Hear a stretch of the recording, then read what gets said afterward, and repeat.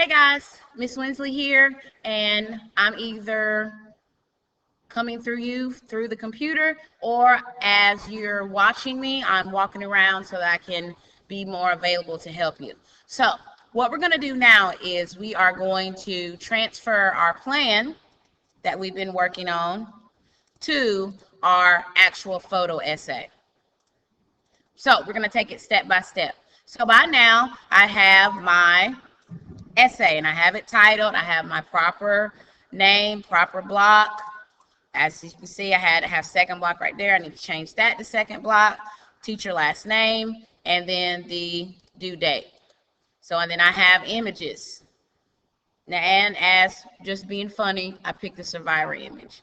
So the first thing I have to have according to the project guide is my ultimate survivor trait. And I title it composure. Now, I think what I also want to do is make sure the audience knows that this is the ultimate survivor trait.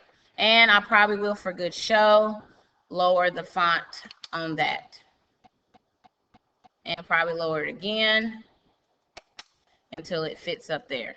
So that's how I did that. So the first thing it says I have to have is develop a strong hooker. Now remember, your strong hooker could either be a rhetorical question or it could be a direct quote from something in the text. So what I did was I picked a direct quote that represented composure. Then he lay still against the parapet and closing his eyes. He made an effort of will to overcome the pain. This is talking about the Republican sniper and the sniper. Now notice this is a direct quote, so I have it in quotation marks. And when we do in-text citation, it's very simple and easy. You're going to have the quotation marks. You're going to put open parentheses. You're going to type the author's last name, close parentheses, and period. And bam, you've just done in-text citation. So then we go back to our planner. After we've developed a strong hooker, we go back to our planner. So think about the strong hooker that you think you want to develop. Pause me, and then we'll come right back.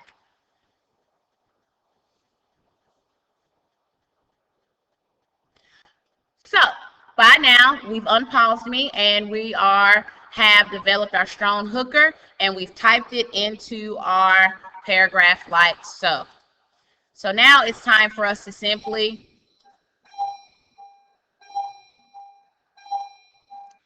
take our planner and what we wrote in our planner and transfer it to the Google slide. Now, if you want to, you can leave your sentence like this: composure is the ultimate survivor trait because it allows you to stay calm in a chaotic situation. Or you could kind of switch it up. I'm going to switch it up.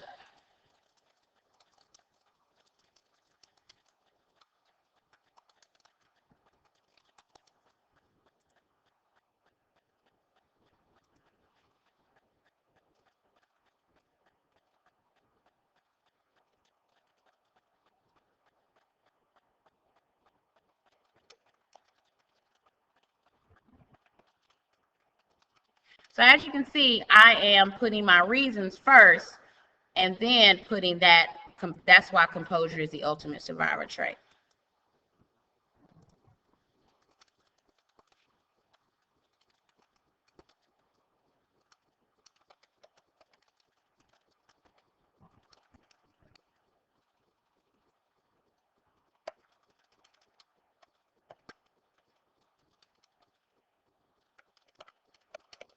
So as you can see, I took my 3 reasons: allows you to stay calm in a chaotic situation, helps you make wise decisions and increases your chance of survival,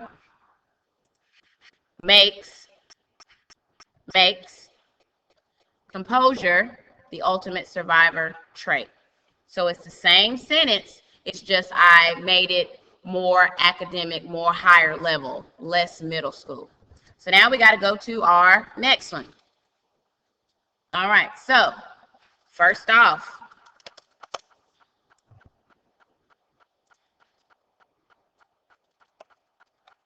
so it looks like our male student defined composure.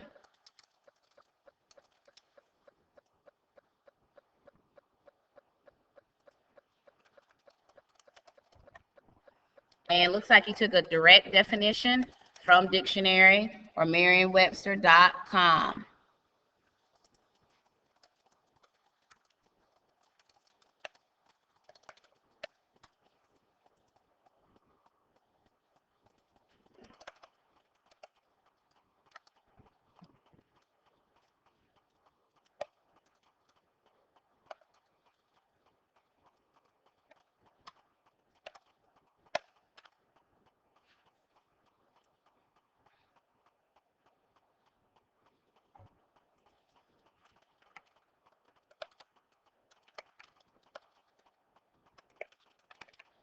So all I'm doing is transferring what I wrote in my planner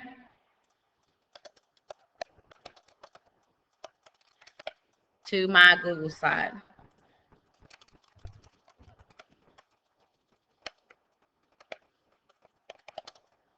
Or I'm taking what our student wrote.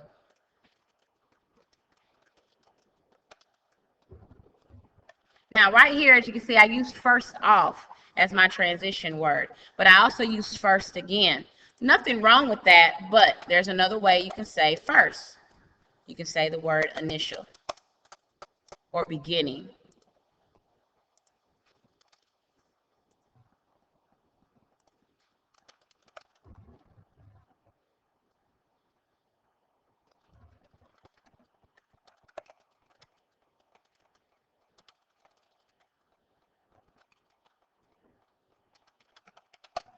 Bam. So that's my first.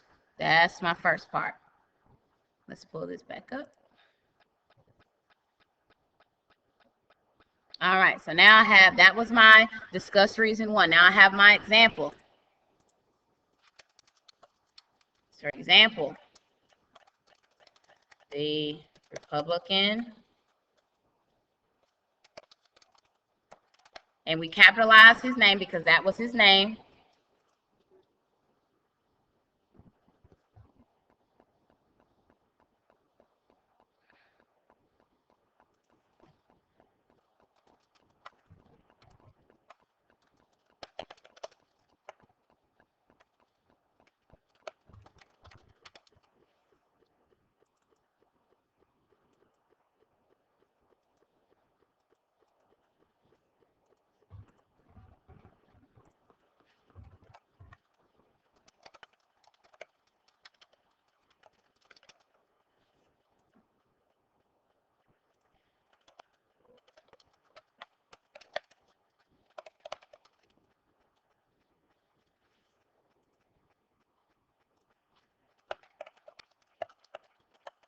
So bam, I just talked about my first reason.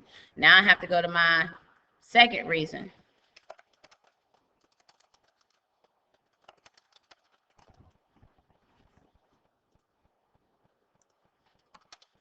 Allows one. Now, if you always want to constantly say you, as you can see, the student said you, whether you want to stay in third person, you want to avoid first and second person. So it says allows one to make good decisions.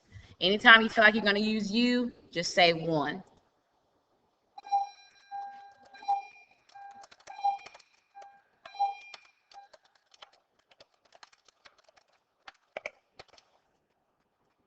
All right. So as you can see, I'm still going along. So now I'm discussing reason two.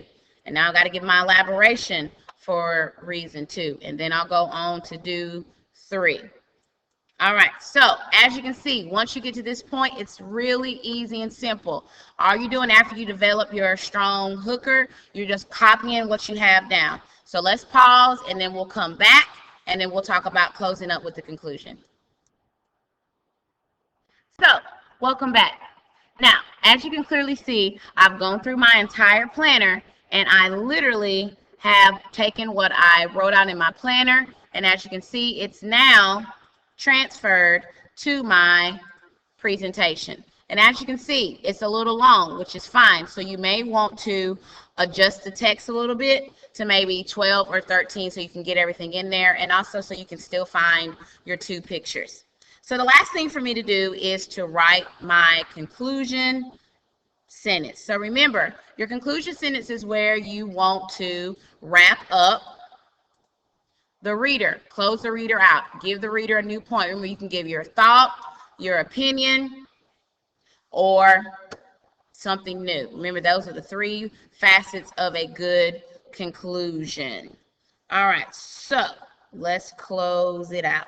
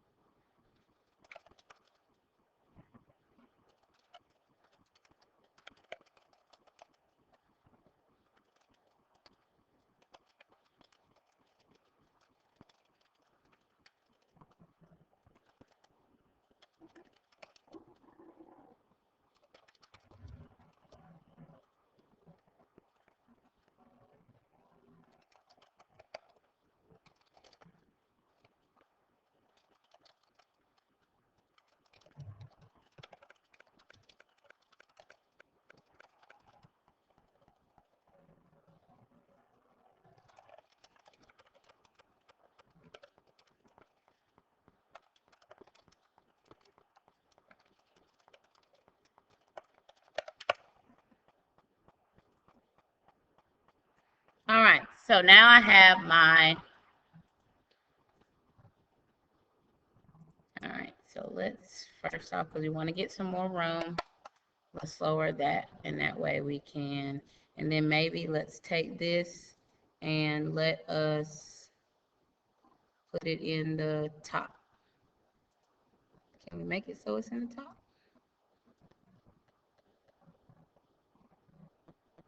We got it centered, and now can we have it in the top? I don't know how to do that, but I'll learn how to do that so we can make it so that it's in the top and not the bottom. But now we have our full paragraph. We have our hooker, we have our focus and topic sentence, we have our 3 points, and then we have our conclusion, where essentially as my killer conclusion, I gave a opinion. And remember, you can give a thought, you can give an opinion, or you can give a quote. All right, so that is literally how you go from your planner to your slide. The only thing left for me to do to close this slide out is to add 2 pictures. All right, happy writing.